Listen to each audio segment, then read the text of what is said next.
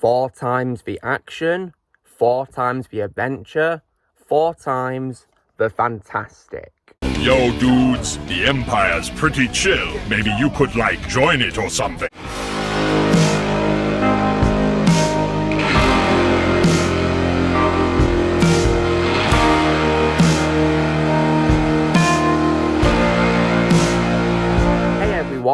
Cameos Prime here, so it is time for a brand new movie review today, and this time, guys, it's going to be for a Marvel superhero movie, and this is not going to be part of the Marvel Cinematic Universe because this film was released 3 years before that franchise even happened, and this features as a new team of heroes in Marvel Comics, and this film, of course, is none other than 2005's Fantastic Four, directed, of course, by Tim Story.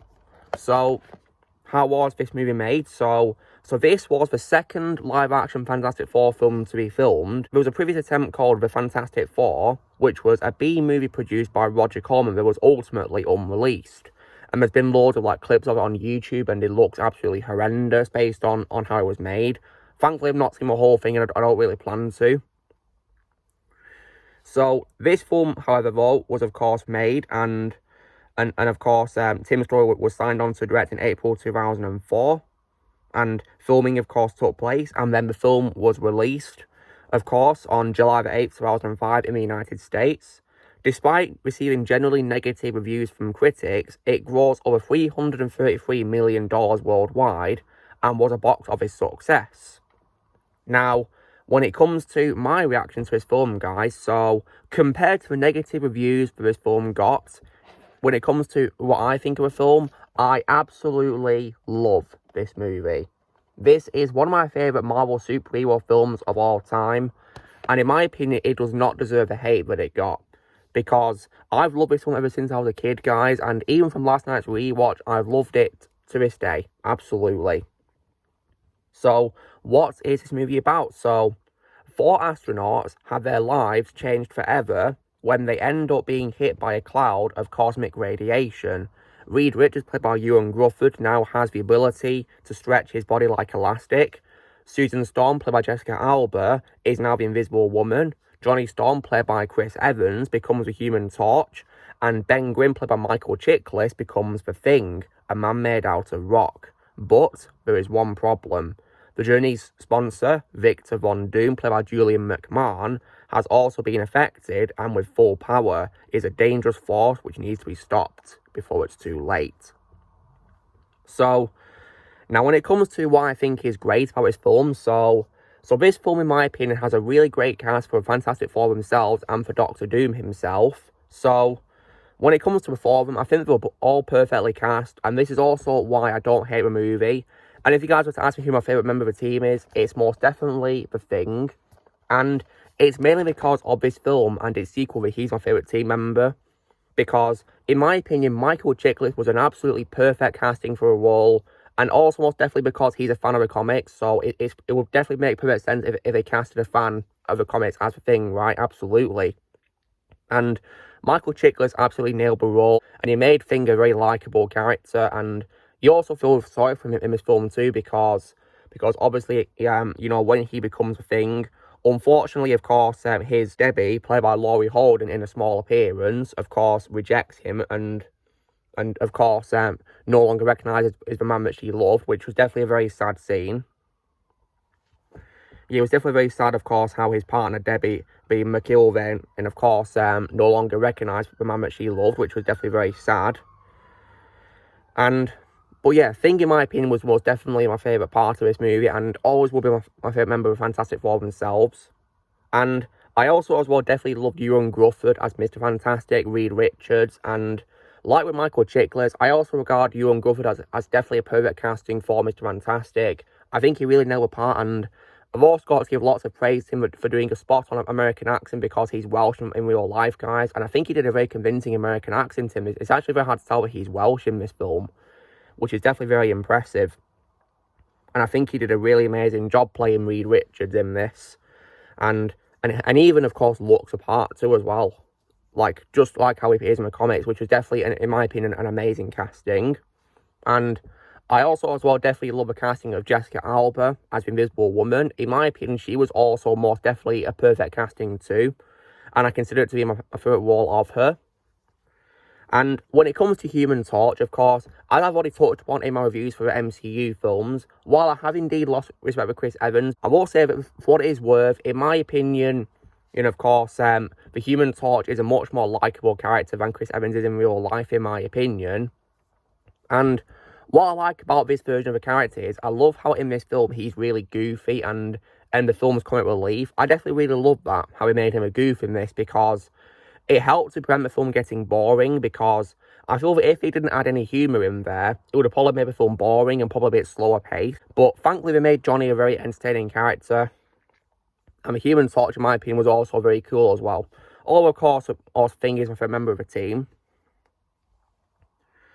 And also, as well, when it comes to a film's villain, I definitely really love the casting of Julian McMahon as Doctor Doom himself in this. And I think Julian McMahon was a great casting, and I think he gave a very good performance in this movie, and it's definitely my favourite role of his. Because I think he did a really amazing job, and in live action, I don't imagine anyone playing these characters better than the ones in this movie, or its sequel for that matter, because I think they did a really great job. When it comes to supporting characters, I've already mentioned Laurie Holden's brief role as Debbie, who is Ben Grimm's partner. I definitely like the addition of Kerry Washington as Alicia Masters as well, and several others too, such as Kevin McNulty as Jimmy or who really and many others too as well. And when it comes to cameo appearances, we of course got a cameo appearance by the legendary Stan Lee, may he rest in peace, where he appears at the Baxter Building, of course, as a character he actually created called Willie Lumpkin, which was pretty cool. And he's of course the mailman, and it was definitely really cool to see Stan playing a character he created, which was really awesome. And rest in peace, Stan Lee. Thank you so much for all the co-creations you've done for Marvel Comics and inspiring billions of people around the world, Stan. Thank you so much. Rest in peace. And speaking of cameos, if you guys watch the extended version of this film, which in my opinion is the true version, there's a pretty awesome cameo appearance where Reed Richards is able to change his face and he turns into Wolverine. And what's cool is we actually got Hugh Jackman to reprise his role for that cameo, which is definitely really awesome how he got him to do that. So, it's making me wonder, is this film set in the same universe as the X-Men films? It would be pretty cool if it was, wouldn't it? And aside from a great cast as well, in this and some cameos I've mentioned, I think the film also has, as well, in my opinion, really great visual effects, because this film is from 2005, guys, and in my opinion, the effects in this hold up fantastically. They really do. From last night's rewatch, it was very hard to tell this film was from 2005, because in my opinion, the visual effects have aged really well. And this is, of course, why I personally think this film is timeless, and why I don't hate it in the slightest, because I absolutely love this movie. Like, I definitely think the visual effects, for a time were done so well, and even in 2023 they hold up fantastically. Especially as well, I definitely think in terms of practical effects, the Thing's makeup, in my opinion, have aged really well, because if you guys are wondering, Thing is practical in this, of course, and I think his makeup definitely has aged fantastically, and also as well, of course, the CGI, in my opinion, is incredible for 2005 standards, and it's just hard to believe this film is that old, because I think it's aged really well. Although I do, of course, think we're living in an era in which new films tend to have really bad visual effects compared to older films for some reason, which is very appalling. And also, as well, other great things is, I also definitely love the soundtrack composed by John Ottman. John Ottman, in my opinion, is an amazing composer, and I think his score for this film was amazing, and definitely really great to listen to. Definitely, in my opinion, one of his most underrated scores, in my opinion.